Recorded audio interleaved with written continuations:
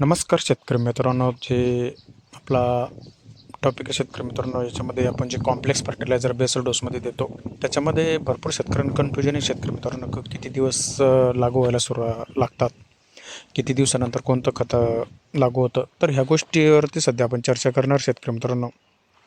तर ज्यावेळेस आपण कॉम्प्लेक्स फर्टिलायझर देतो शेतकरी मित्रांनो, नत्र, स्फोरक, पालाश हे 3 घटक जेव्हा आपण जमिनीमध्ये अप्लाय करतो प्लांटसाठी, झाडासाठी, तर शेतकरी मित्रांनो त्याच्यामध्ये नायट्रोजन आहे. हा नायट्रोजन अपटेक होण्यासाठी 7 ते 10 दिवस लागतात शेतकरी मित्रांनो. 7 ते 10 दिवसामध्ये पहिले नायट्रोजन अपटेक होतो शेतकरी मित्रांनो.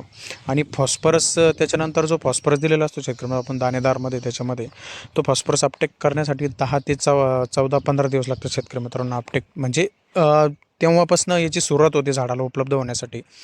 तर तेव्हापासून चालू झाल्यावर साधारणतः 15 ते 20 दिवस हे अपटेक पूर्ण चालू असतं शेतकरी मित्रांनो. म्हणजे जो झाडाच्या मुळाच्या कक्षामध्ये आला आणि ते सोल्युबिलिटी चांगली झाली, त्याची जो अवेलेबल फॉर्ममध्ये आला, तेवढंच आपण हे सध्या याच्यामध्ये सांगतो शेतकरी मित्रांनो. त्याच्यानंतर आपण पोटॅश आहे शेतकरी मित्रांनो. पोटॅश उपलब्ध होण्यासाठी आपल्या जमिनीमध्ये 10 ते 15 ते 20 दिवस लागतात शेतकऱ्यांना. 10 ते 20 दिवस लागतात पोटॅश पूर्ण उपलब्ध होण्यासाठी पण. त्याच्यानंतर आपण जे मिक्स मायक्रोन्यूट्रन देतो शेतकरी मित्रांनो, मिक्स मायक्रोन्यूट्रनची पण एक ठरलेल्याची वेळ आहे की त्याच्यामध्ये ते उपलब्ध होतात आपल्या झाडाला. जर या वेळेत उपलब्ध झाला नाही तर समजून घ्यायचं की आपली डेफिशियन्सी क्लिअर झालेली नाही आहे, झाडाला आपल्या दुसऱ्या मायक्रोन्यूट्रनची गरज आहे. कारण की भरपूर शेतकरी आता ज्यावेळेस फेरस आणि मॅग्नेशियमची डेफिशियन्सी येते शेतकरी मित्रांनो प्लॉटमध्ये, त्यावेळेस भरपूर शेतकरी फेरस पण देतात, तरी पण प्लॉटची ग्रीनरी येत नाही आणि नंतर मग थांबून जातात आणि प्लॉट हा एकदम पिवळा होऊन जातो.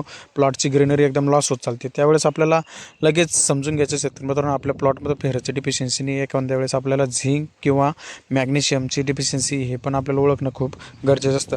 त्या शेतकरी मित्रांनो आपण ज्यावेळेस बोरांचं ॲप्लिकेशन करतो, तर बोरान हे 3 ते 4 दिवसातच लागू होतं. 4 ते दिवसामध्ये झाडाला उपलब्ध होतं शेतकरी मित्रांनो. तर कॉपर हे 5 ते 7 दिवस लागतात शेतकरी मित्रांनो कॉपर उपलब्ध होण्यासाठी. आणि फेरस उपलब्ध होण्यासाठी शेतकरी मित्रांनो 7 ते 10 दिवस लागतात. त्याच्यानंतर जे मॅग्नीज आहे शेतकरी मित्रांनो, मॅग्नीज देतो आपण. मॅग्नीज उपलब्ध होण्यासाठी 5 ते 7 दिवस लागतात. त्याच्यानंतर मॉलिब्डेनम आहे. मॉलिब्डेनम उपलब्ध होण्यासाठी 7 ते 10 दिवस लागतात. आणि झिंक आहे शेतकरी मित्रांनो, झिंक उपलब्ध होण्यासाठी 5 ते 7 दिवस लागतात. तर हे सगळं आपण मायक्रोन्यूट्रनची बघितलेलं शेतकरी मित्रांनो, म्हणजे किती दिवसात उपलब्ध. कारण की ह्या गोष्टीचं ज्ञान असणं आपल्यासाठी खूप गरजेचं झालेलं आहे शेतकरी मित्रांनो. कारण की छोट्या छोट्या गोष्टी आपण लक्षात घेऊ तेव्हाच आपल्याला व्यवस्थित आपल्या प्लॉटचं मॅनेजमेंट करता येईल. कारण की ह्या गोष्टी जोपर्यंत आपण माहीत करून घेणार नाही कोणतं खत उपलब्ध होण्यासाठी किती दिवस लागतात, तर आपल्याला. आणि हे कसं असतं शेतकरी मित्रांनो, आपल्या जमिनीच्या कंडिशनवरतीच असतं. ज्यावेळेस आपल्या जमिनीची सेंद्रिय कर्ब जर चांगला असेल तर ह्या गोष्टी आपल्या एवढ्या फास्ट उपलब्ध होणार आहे.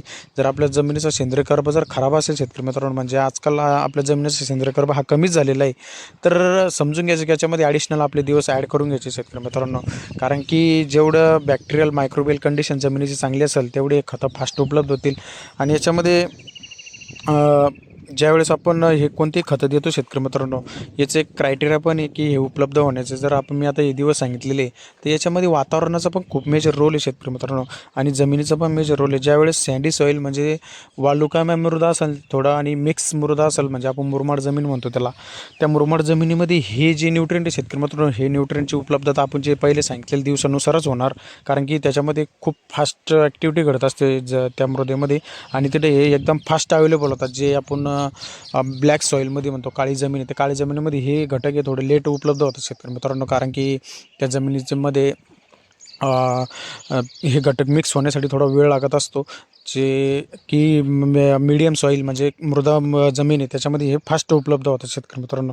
त्याच्यानंतर मॉइश्चर, जर जमिनीत मॉइश्चर चांगला असेल, जमिनीमध्ये ओलावा चांगला असेल, तर हे घटक पण उपलब्ध होण्यासाठी लवकर उपलब्ध होण्यासाठी पण चांगलं होतं. आणि टेम्परेचर, जर 20°C टेम्परेचर असेल शेतकरी मित्रांनो, तर हे न्यूट्रंट अवेलेबिलिटीची स्पीड एकदम वाढून जाते. न्यूट्रन लवकर अवेलेबल होतं हे आपण जे न्यूट्रन दिलेले. तर हेच टॉपिक होतं शेतकरी मित्रांनो, का आपल्याला सांगायचं होतं की हे न्यूट्रंट अवेलेबिलिटी कशी होते प्लांटमध्ये, आणि वातावरण, जमीन कोणत्या कोणत्या जमिनीमध्ये कशी होती हे तुम्हाला आपण सांगितलेलं आहे. जर ब्लॅक सॉईल असेल आणि मृदा जमीन असेल, मुरमाड जमीन, त्याच्यामध्ये हे जी ॲक्टिव्हिटी ही डिफरंट असते प्रत्येक जमिनीची शेतकरी मित्रांनो. तर हे समजून घ्यायचं आपल्याला आणि त्याच्यानुसार आपल्याला आपल्या प्लॉटचं मॅनेजमेंट करायचं आहे. धन्यवाद.